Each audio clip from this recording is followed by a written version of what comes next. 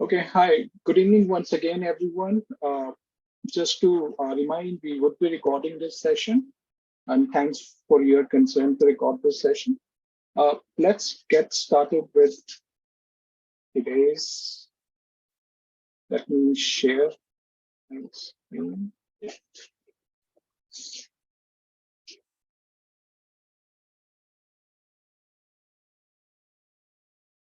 Okay, just a quick check. Is the climate check visible? Yeah. Okay, so let's do a quick climate check. I'll start a poll. Just quick question, yes and no. So the first one is, in the last month, did you think about your team members' intention to quit? And the second one, in the last month, did you wish you had more choice and influence over work you do?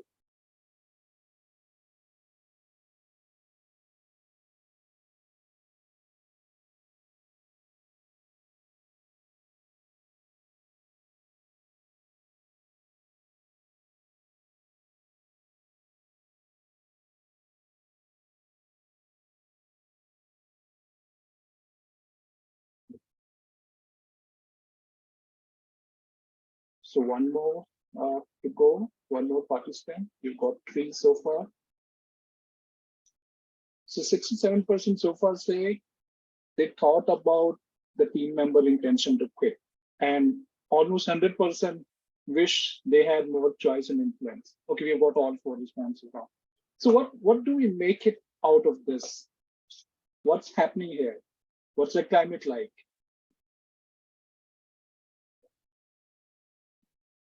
What are we all looking for? Anyone would like to share? We've got 75% who worried about team members' intention to quit, and all of us want to have more choice and influence over the work we do. Do we see a relation? Is it ironical? No one is happy. No one is happy? Yeah. Prateek, what do you feel about this poll results? Yeah, I think very similar situation. That Yeah. I guess the human factor has gone down terribly in workplaces. Yeah. So I think it's interesting, ironical. We all are looking for more choice, all of us, right? But at the same time, we get worried about someone else having that choice. So that's with that foundation, that background. Let's move forward. I'll end the poll. And once again, welcome to today's webinar on enabling human-centered workplace and why we are discussing it. Organizations have been spending a lot of money, a lot of efforts, coming up with new policies, coming up with new process. However, the engagement levels have remained same. And the low employment engagement levels have two significant impacts. First is the decrease in speed of innovation, and second is increase in attrition. So, a new paradigm is required, a new human deal. What we have been saying, that human to human connection, none of us are happy. We all want more choice, and that's clear from this Gartner diagram that employee, or we all are looking for deeper connections, more flexibility, just not flexibility, radical flexibility, shared purpose. That's a big theme. Holistic well-being and personal growth. And all of these are human factors. It's not about technology, it's not about money. All of those are hygiene, but we are looking much beyond that.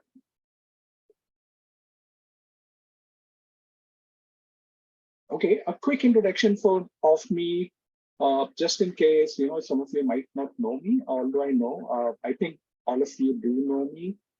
So I'm a business agility consultant coach. I have been working for the last several years with leaders to help them achieve, share aspirational goals, build autonomous team, and build a product innovation culture.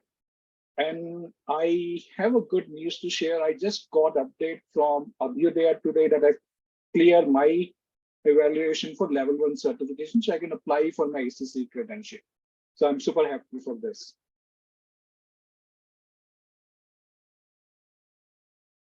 Okay. So what's happening? Congratulations, Chetan. Thank you. Thank you.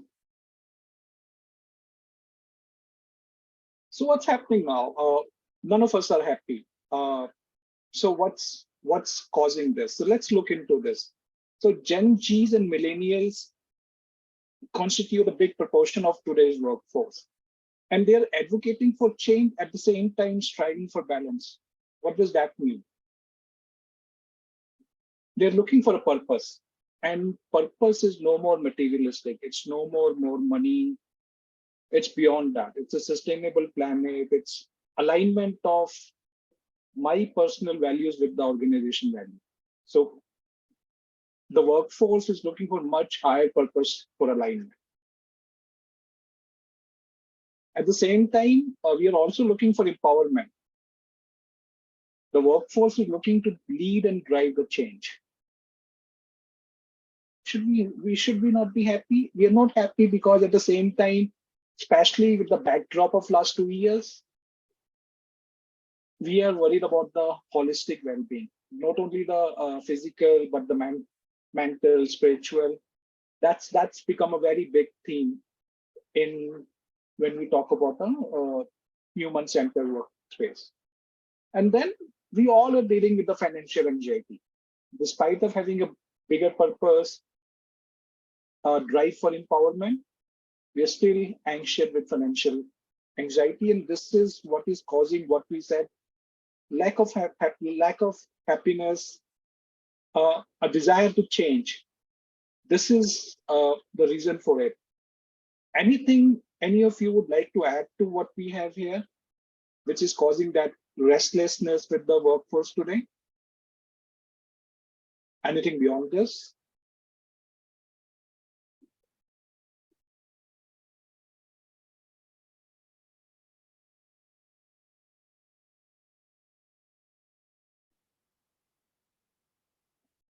No, I think your point of, I guess, purpose is one of the singular strongest thing.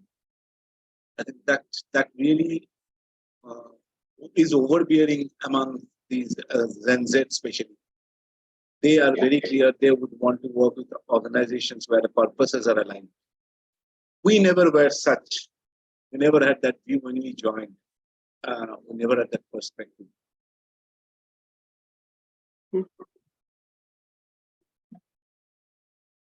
And what's happening? Sorry. Yeah, thanks for that, Pratik. And let's see what's happening on the organization side. Are they sitting comfortable? No, they are also going through the uncertain and confusing times. They also have a dilemma. They have a dilemma to go for predictability and efficiency or go for innovation and creativity, right? They have a dilemma whether to go for cost saving or investment in the talent.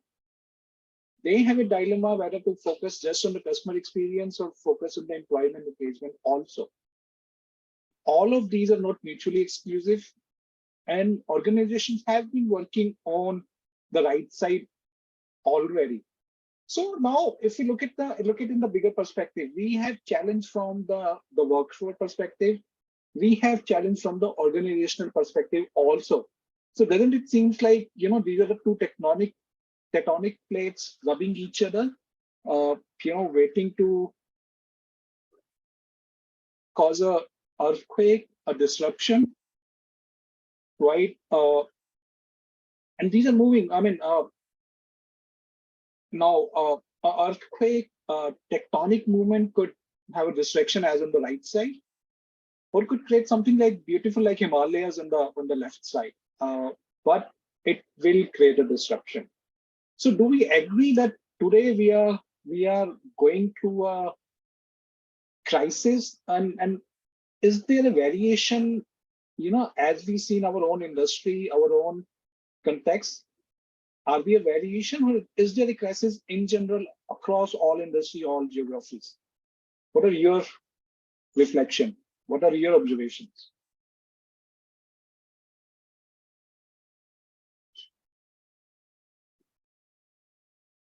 I think, Chetan, for most of us, at least in our generations, we were kind of indoctrinated from our childhood that we have to listen, we have to follow the line. We have to go along the way. I mean, as it comes, right?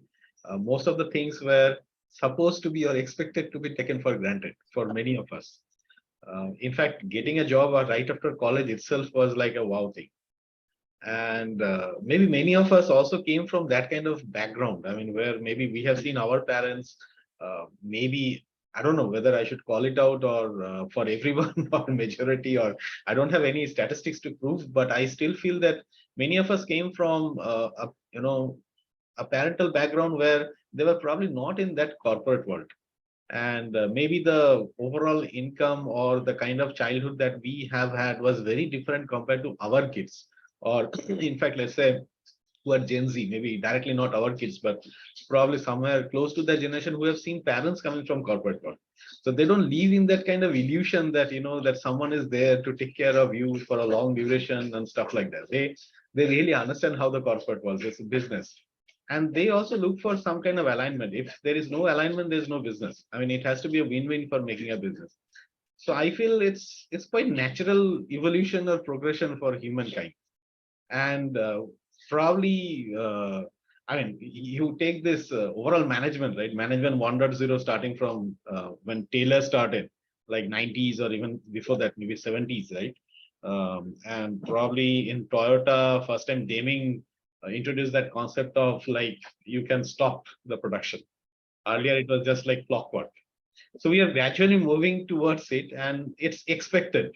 Now, anything new, any change, of course, it will bring in like that. It's a beautiful example, in fact, this Himalayas versus bringing in this, the like earthquake kind of thing. Yeah. So it's eventually going to happen. Now, how do we treat it? Do we build Himalayas out of it, or do we build, this thing? It will largely depend on many of us and maybe many of our bosses and all of us to some extent. So that's what I can think of. You've summarized it beautifully. You've preempted what I'm going to cover in the coming slides, so Agita. Okay. Priti, Anushli, any thoughts from you? Anything you would like to add? I think for now, Chetan, I'm learning a lot from what Swagata, if I'm pronouncing the name correctly. Yeah, absolutely fine. So then what do we need? So we seems to be in crisis now. Crisis bring choices. Do we all agree? Now, in crisis, we have two choices. Either we can secure the business or the job. And Swagata, as you said, we all need to change. It's not about only workforce. It's not about only organization. We all need to change. And I think that's the theme which I wanted to have. It's not about only organizational perspective to bring a change. Unless we all change will not happen. So, and you capture it very well. So, yes, if there's a crisis, there's opportunity also. Opportunities, now we've got a choice, and we can safeguard what we have today, or we can look towards the innovation. Now when we're talking about innovation, let's see what the innovation is. Now, there's this experiment using marshmallows and spaghetti, which has been done like hundreds of times. And there's a clear pattern which has come out. It has been played with the kindergarteners. It has been played with MBAs, engineers, and always the winners are kindergartners. MBAs actually come last, and engineers are somewhere in between. So what's happening here? Why are young kids, very young kids, just starting the school, are able to build this the tower of marshmallow and spaghetti, which could not be done equally fast by engineers or MBA graduates?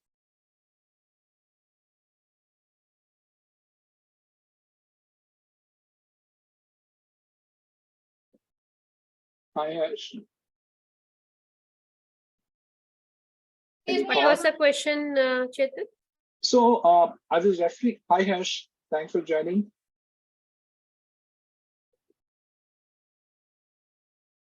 So Nashli, we were talking about this experiment with the marshmallow. So this has been done multiple times, hundreds of times. So a group of participants are given some marshmallow and spaghetti sticks, and they are asked to build a tower out of it. And this has been done with the kids, young kids. It has been done with the MBA, the management graduates. It has been done with the engineering graduates. And the winners are clearly all the time the young kids. So what's the driver for young kids to build a tower with marshmallow and stick faster than anyone else? Potentially curiosity, and they are like plain slates, less conditioning in their mind. So for them, crisis or not a crisis all look the same, I think. And creativity, we all have the creativity, but I think that we also put our own boundaries to creativity, but small kids don't do that. They're always in that playful, creative space. Potentially that could have helped them to achieve most of the times. Yeah, you've summarized it very well. Anyone else? Harsh? And Harsh, I know you're just joining. I think these kids give a damn to if the tower fails. Yeah. And that's quite powerful, actually. They are just having the fun in the process. Yeah. And I think you summarize all very well. I think this one thing, they are not doing any planning. No. They're just doing the execution. Yeah, I wanted to also add one more thing, that they don't have this starting problem. Will I fail? No questions about that. Absolutely. Just go ahead. That's it. So that brings and now we are the innovation, and innovation is not about creating a Google or Apple. Innovation is about doing the things we do in a better way, right? That's the innovation we're talking about. So innovation is all about very human touch, and there are human barriers to innovation. And I think you all have already summarized. There would be nothing new, but some stats here from one of the study done by McKinsey: 85% of executives fear that their organization are not doing the innovation they would like to do. 85%. And 9 out of 10 organizations are doing nothing to overcome that. There's so much inertia. And what are the biggest reasons? So 3 fears which hold back corporate innovation is, first is the fear of criticism, which we all discussed, right? The kids are not afraid of criticism, right? They're just having a fun time. Fear of uncertainty. Will it break? Will it get built? Right. And then fear of negative impact in one's career, not only career, I think, and I can relate. So, I've been in industry for 25 years. I've been on both sides of the fence, in the management also, as an individual contributor also, as a coach also now. I have my fears of doing something new, how it will impact not only my career, my life also, maybe in some respect. So, and and kids don't have anyone, and that's why these are human barriers to innovation. These can only be overcome by, bringing that different connection between organization and the workforce. Now, can we switch it on by a switch, this innovation? Is that possible? Can we do something just to switch on just the innovation part? Is that even possible?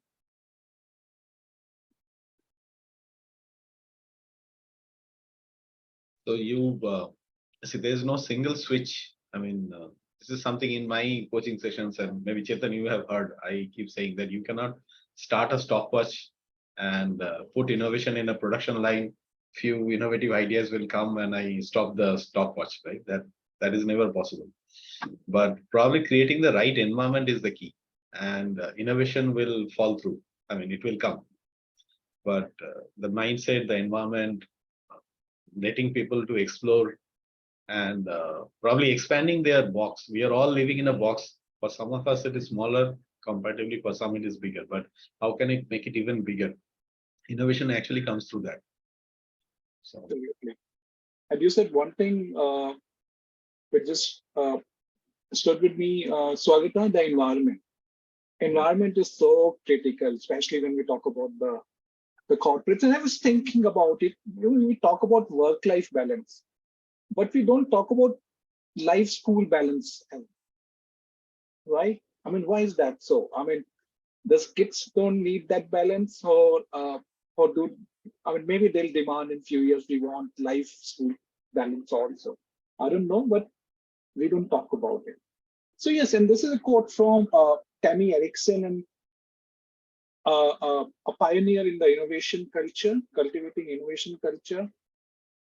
What is being said here that you can't force what we said. There's no switch to on and off innovation. We can't demand innovation. And in my working with various leaders, I've seen some leaders very successfully cultivate this in their teams, and some others have struggled a lot. And it's not easy. That's what my experience is. It takes a lot of perseverance, a lot of consistency, a lot of efforts to bring this culture. So it's definitely not a switch.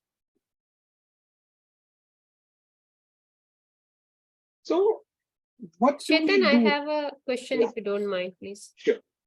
Isn't it sometimes in the organization they forced to cultivate also?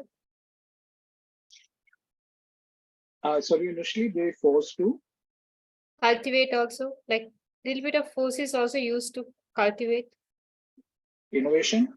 Yeah. Even though we say that, like there is kind of performance pressure. Like if you have to exist in Google, you have to be this.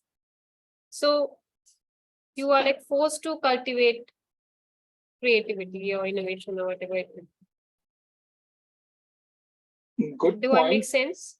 My question would be, is it the force or is it the culture? Or is it the environment? Yeah, force is coming from the culture. That's what I'm saying. The peer competition, maybe. Could be peer competition, insecurity of the job. Good point. What do you all have to say? That's a good discussion point. Can we create an environment of competition to cultivate innovation?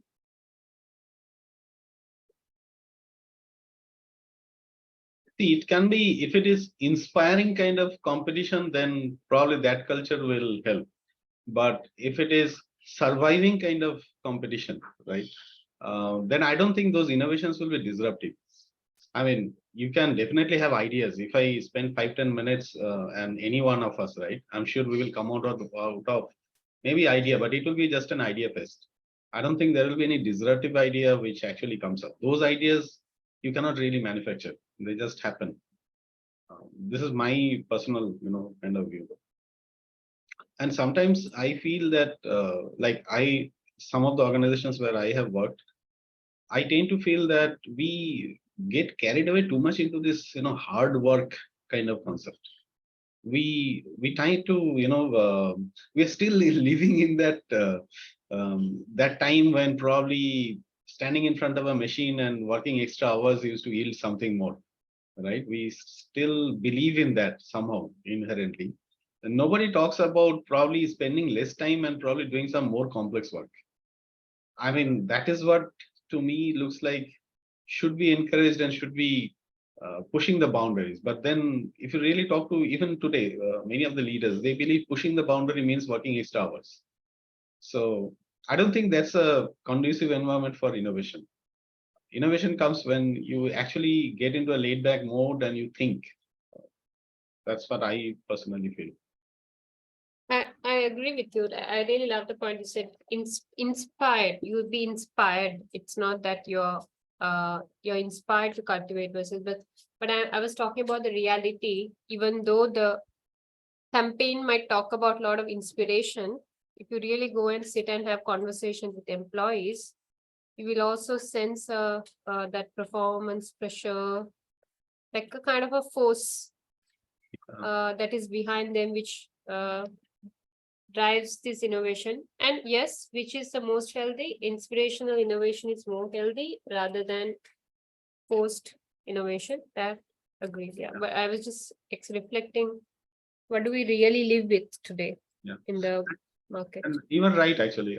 In fact, I feel that this is what we have accepted. maybe in our generation. So like Chetan started with this Gen Z. I think Gen Z is not tied to, that individual culture or organization. That affiliation or that, that kind of attachment is not there. So if they are forced, they will probably figure out something else for them. And the market is quite open today. I don't think any one of us, even for our generation, we are less forced compared to how we were 10, 15 years back, right? Many options are there. You don't have to live in that culture. If you are really talented, if you're really innovative, you can always find another home. And then there's no need to even stay in that home for more than 1 year. You can even move on. And that reality is something which is probably, stinking back our old school management folks, right? And they have to adapt, or that nice picture Chetan has shown. I mean, either they have an option now. I think they are pushed to have a choice by the Gen Z. Either you build Himalayas using those folks, or you have that earthquake. It's up to them. And that is where this lot of the struggles are coming up nowadays. And no one has any answer to it, actually. And while I was honestly, and sorry, when I was hearing I was thinking, so if I have to, if I'm working in an environment which is pushing me for innovation, right? I think one thing which will matter is, am I able to relate my values to the organizational values or not? I think that would be a detrimental factor for me. If that is happening, probably still, there would be things to look forward. But no, and this relates to again the purpose part of it, right? The purpose is my individual purpose aligning with the organizational values purpose or not. If that's happening, maybe. If that's not happening, then definitely we would need more of an inspiration, more of what we call as a human approach to it. So I thought I'd just add to it. So I was just Adding- thinking, Sorry. Okay, just adding a quick point, just to reflect. I mean, no discussion and answers required. Like in the COVID time, we know how many people were under pressure to have a job. That survival mode. And how much ever we know that inspirational innovation is the most sustainable and would can add greater value. I'm also seeing that what we're actually co-creating in reality is not that. That's what I was talking about. And if the new generation is moving towards that, that's brilliant. But going back to COVID times, I still, irrelevant to generation, I still saw that. That's what I was reflecting on. Anyway, thank you for giving me this discussion. Yeah, sure. Actually, I agree. Yeah, pretty. Yeah. Yeah, I was thinking maybe slightly deviating track. When we are talking innovation, it's just a thought which came right now. Innovation around what? Innovate for what? When we're talking innovation in a corporate environment, I'm saying, why should I need to specifically think of innovation? What it ends up. Everything is running fine. Is the innovation based on an outcome, or is the innovation, well, fine, you have innovated one more thing, back, finish. Or is there a next step of organization openness to adopt it? Now, let's assume if the first one, anyway, there would be innovation for the sake of intellectual pleasure, but nothing beyond that. But if the second one, adoption, certain organizations were open to adoption. The next step comes in execution. Now let's look the reverse way out. For large corporations and or medium to large corporations, to constantly shift the execution model is a huge challenge. So there is a very strong resistance which probably will come in terms of shifting execution model based on constant shifting of adaptation, based on constant innovation. Now, tacitly there will come a disincentive to innovate because there is no outcome of it. And in this whole process, I was just thinking it's not fault of anyone. So I don't have any answer at this thing. I was just thinking about within myself that there has to be this whole cycle which has to be fulfilled. For innovation to be truly from the grassroots, embedded in the blood of the people working there. Yeah, that's. No, I agree, Pratik. And innovation itself is a very large topic. The purpose of bringing innovation here was because we started with that innovation decrease if I'm not coming as a whole person to the organization, right? If I'm not bringing myself whole, I'm just coming to work, if my engagement levels are low, I'll not be doing innovation, right? Because I'll just do my job and leave for the day. But I agree. Anushli, Pratik, you're bringing very relevant points on how to cultivate the innovation and what are the hindrances in the way. Are we doing it just for sake? What is the ultimate outcome of that innovation? Why we are doing it? And I think that purpose, why again, Pratik, I think you related it very well, right? If we are asking people to do innovation, but they don't understand why of it, there's going to be a challenge. True, absolutely. Now, I really love the part what Pratik said, that intellectual pleasure, you do innovation for that. We see a lot of people like that, especially in the European market at least. So I think what's one kind of way that it negatively impacts the community or the system is that you're doing it for your own pleasure without considering the system, and you want to want the system also to follow you, and the system is following you because you are economically one of those 10% of the people who drives the world. For that purpose we are following you, and beyond that, if I really sit and think as a human being, this innovation doesn't add value to me for my journey at any point. That's a very beautiful point, Anushli. Yeah. Yeah. I never thought it that way. Yeah. But yeah. I think lot to take away for me also, for all of you today. So let's continue our journey. So now, innovation, it's a complicated topic, but to summarize, we can't just switch it on and off. It has to have a purpose. It needs to have and I think Anushli, you brought it very well. The human need, is there a human need for that innovation or not, right? Very valid point. I think I'm going to use that tagline, Anushli, with your permission, in some of my presentation. Is the innovation for human? Of course, anything for the greater good. Yeah, good. Okay, so what needs to happen now? There are tectonic plates which are rubbing against each other. Do we let them rub and create destruction, or as Swagata said, can we do something to create a Himalayas out of it?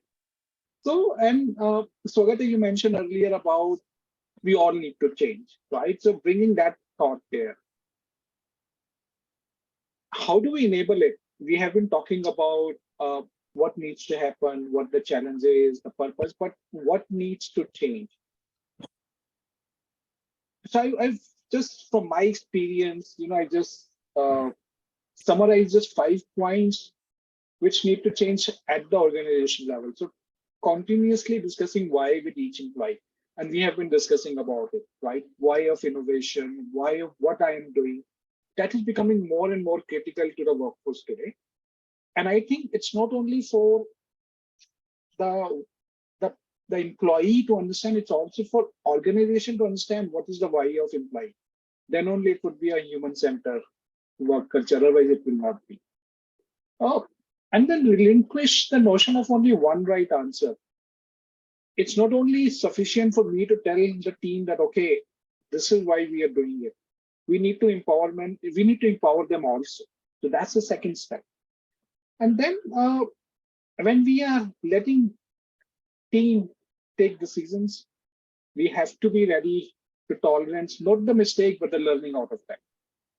No one wants a culture of mistake, but definitely a culture of learning. And cascade culture of sharing not only work experience, but the life experience. And I would like to share one of my experience some time back. So I've been working with a leader, and in one of the, and we have been doing goal setting workshop for few time, and ultimately after few cycle, we did a knowledge sharing in the sharing sessions, and that was kind of the best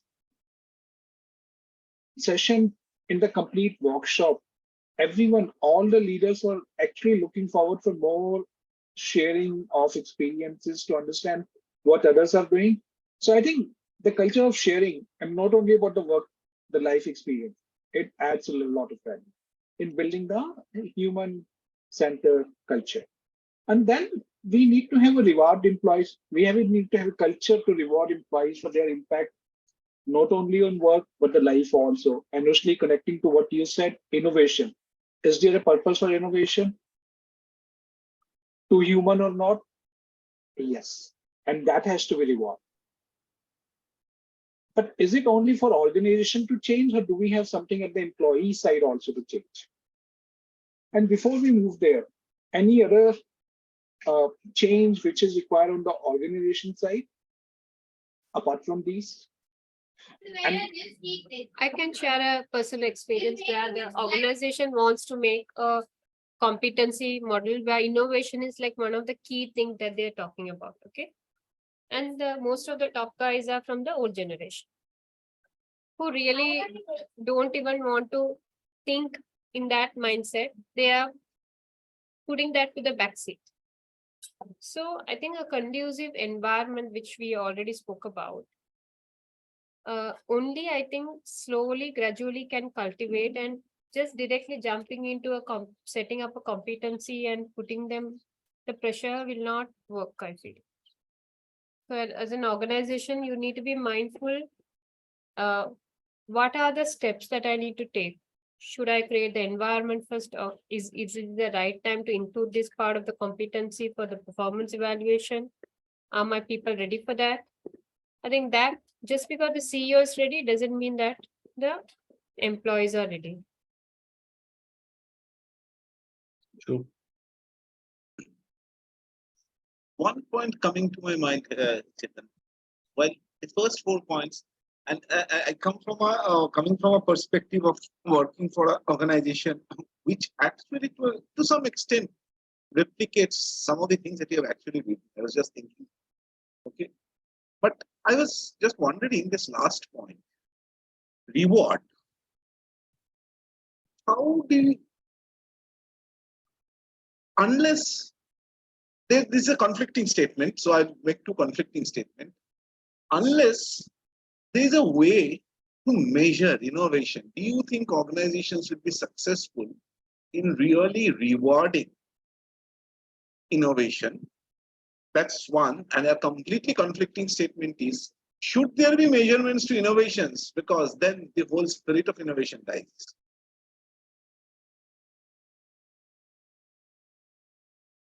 I just no answer, maybe it was just 2 conflicting thoughts came up.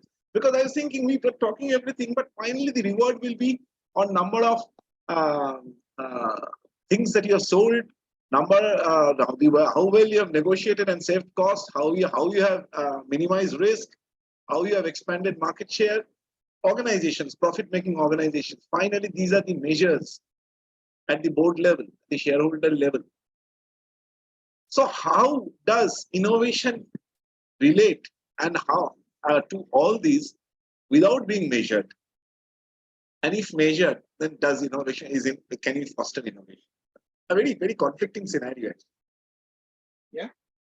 I'd like to share something here, Pratik. Thank you for bringing this. That nowadays I'm seeing, at least in some companies, that creating a culture of failure. You are allowed to fail. Fail fast and move forward fast.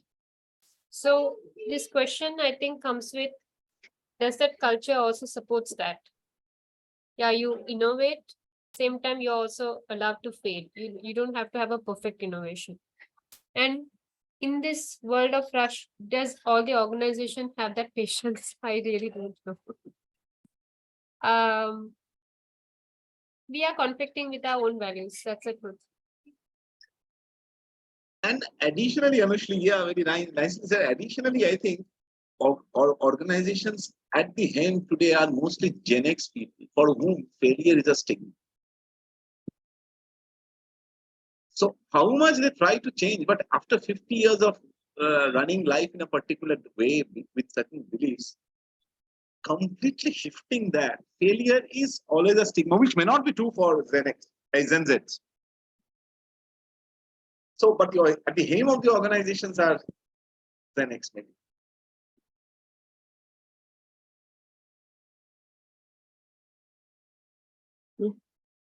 But I have a different question actually. I mean, when you say reward employees for their impact on life, I kind of felt that the innovation itself is self-rewarding. I mean, if we are truly innovative culturally, there is no additional measurement needed. So if I am able to innovate, the joy I will go through, that itself is quite quite rewarding for anyone. That's what I feel, right? If I belong to that culture. And the measurement part, Pratik, which you called out, see, measurement, so things can be measured at different level and different parameters can be measured. So at board level, what is measured need not necessarily that has to be measured at the grassroots employee level. I mean, it usually doesn't happen in that way. It's not like a Venn diagram that all that small grassroots measurements finally adds up to that large measurement. There can be different levels of measurement. So I don't know. I mean, if that will really become a conflicting point, I'm not very sure about it. But yeah, I do understand what you are trying to say. I mean, of course, yes. End of the day, we all look for what's in it for me, and if that is missing, then definitely yes. Why do I innovate? That question was very nice. In fact, when you first called it out, that why do I even go there? Everything is perfectly working. So again, I don't have any answer, but thought-provoking. Yeah. What I liked about what you shared is, like, as an individual, every innovator might be really happy. Oh my God, I innovated this. There's no doubt about that. But in an organizational level, how happy they are is depending on the organizational culture, I guess. So it is a culture of the organization. And that's where, if the organization culture is not supportive, then so the culture, as you said, it's interesting that what do you measure? So maybe in one organization they might say, okay, you coming up with this innovation itself, we see it as a rewarding thing. Another organization might say, no, this has to get into execution point. Then only we reward this as a successful innovation. So if someone is always only looking for execution point, then what happens is there are a lot of premature innovations are dying without given enough opportunity to cultivate or flourish, I feel. So I think contextually it can vary. And another good news I like to say is, now team coaching is something you can wonderfully use when you come up with such issues like innovation, when you have different generations working together, and how do you bring innovation as a value? Team coaching is a great place to bring this topic. Good case study. And just to highlight, now we have actually moved from innovation back to the core topic redefining the organization employee dynamics. So these points are less about the innovation, more about building that human-centered culture.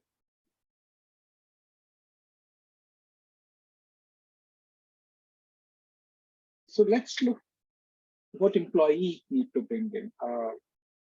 As an employee, we all have our own assumptions, right? Which stop us from behaving in a particular way, which is required for a human-centered workforce.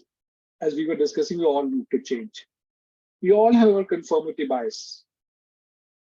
We have to be open communicating what is my personal growth preference, what is growth for me.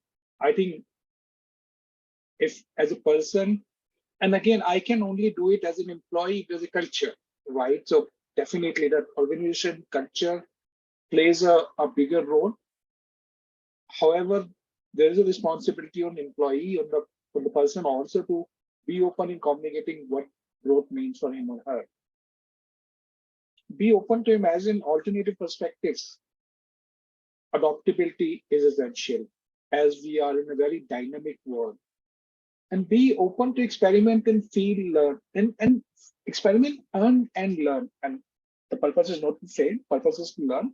So the key here is that both organizations and the people, the employees, we all need to change to be able to move to that human dynamic, what we call human-centered culture.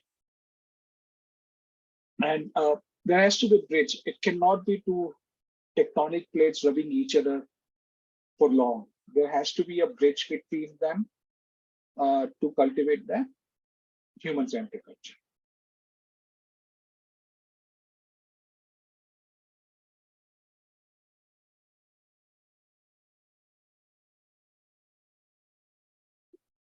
So now, how do we do it, and what role can a coach play in bringing this transformation to human culture? So this is my coaching model for enabling human-centered workplace, starting with working with the leaders, working on looking at the goals, on the adaptability goals. What are the desired traits when moving to human-centered workplace? What are the desired behavior?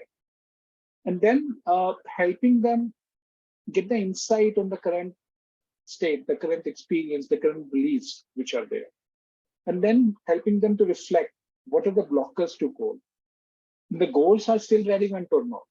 And then help them come up with intervention, action to overcome the blockers and define new action from the new insights. And this is my concluding slide also. Summarizing everything, how we coaches can help organizations and leaders to build this human-centered culture. So I'll take a pause here.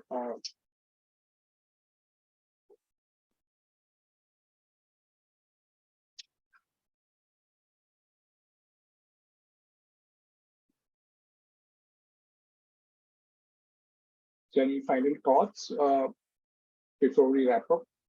Any thought on the coaching model? Any other thought on how coaches can play a role in enabling human-centered workplace?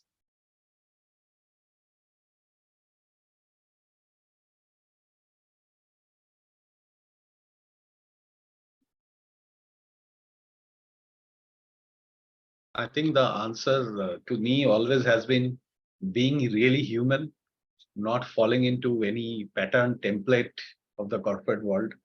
If we all can leave it really in front of all those folks who we go in front of saying we are a coach, I think it will make a lot of difference. Good point. Yeah.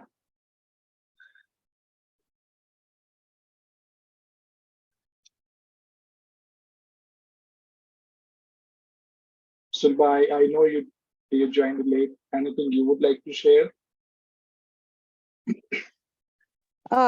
Not really at the moment, and we had the conversation. So Yeah. I get a gist of it. Yeah. Thanks for joining anyway. And we are in Welcome. Yeah, thank you.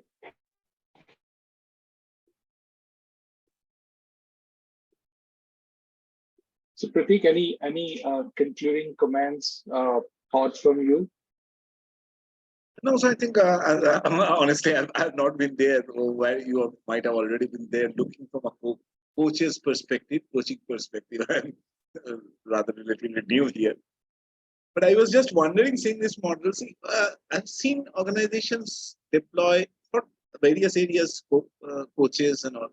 But I think the area that you were talking about, it has to be wholesome and bit of continuous. It can't be point engagements for a specific period. And that's where I think many organizations try to figure out some magic pill by employing a coach for a limited period. It has to be a continuous process till it becomes a practice. True. I agree. And I think one differentiation of coaching is it has to be a long term to bring that, enable that change, not bring that, but enable that change. So I completely agree with you.